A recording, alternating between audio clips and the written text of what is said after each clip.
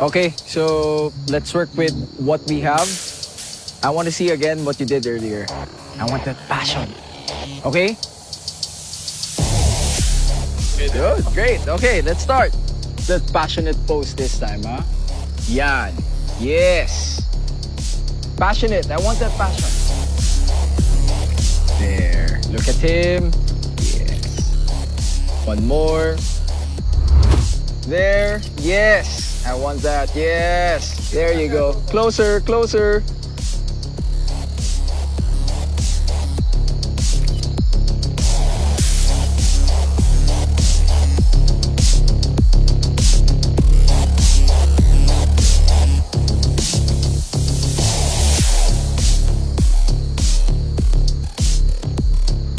There you go. There, yes. There.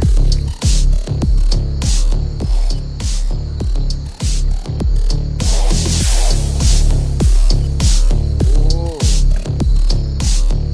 One. There, yes, yes. Okay. 3, 2, 1. There, one more.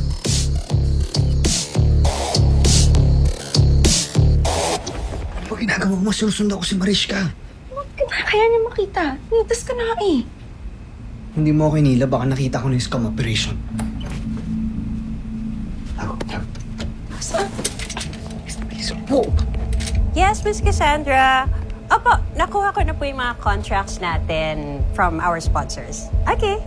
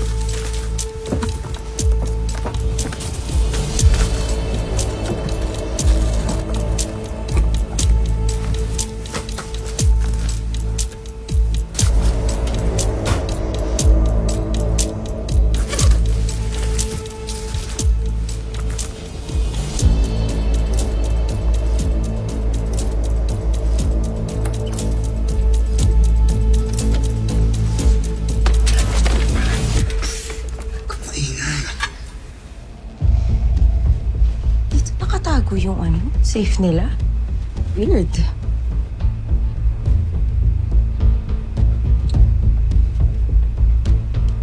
Basta yun, gagawin mo, baka mag-alam yan.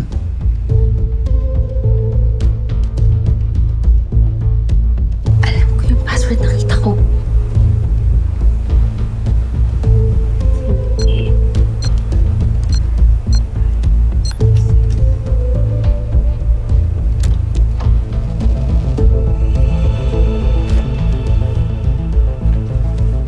Boss, nakikita niyo to.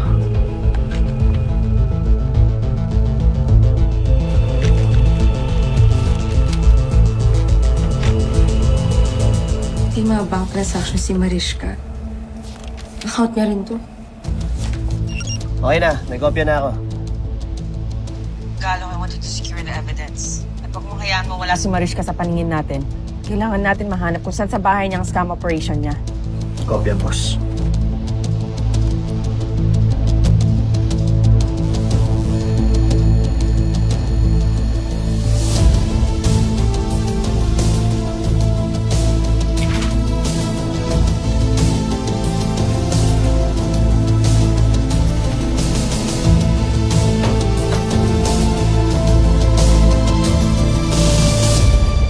Magkano yung lumalabas sa scam account na tinatrace natin?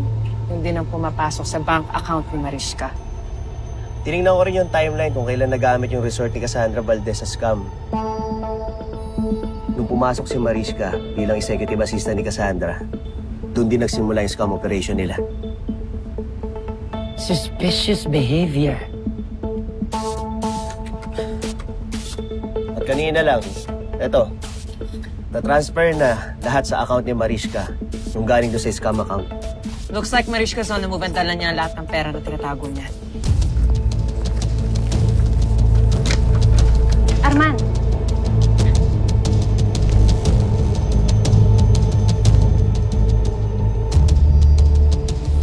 Kahit anong mangyari, secure mo yan lahat. Pagkatas ng gabing to, aalis na tayo sa bahay na to. Siguro din na wala tayong may iwan kahit na isang ebidensya.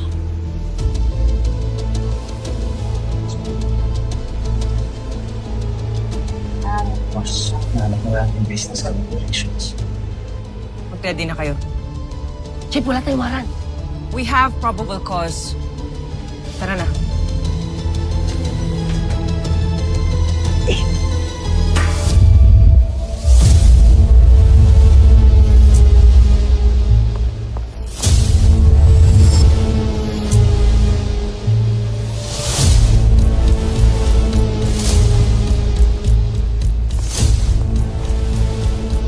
Arman, sige na. Bilisan niyo na kumilos. Ayoko mapunta sa wala yung mga pinaghirapan natin. Sige na.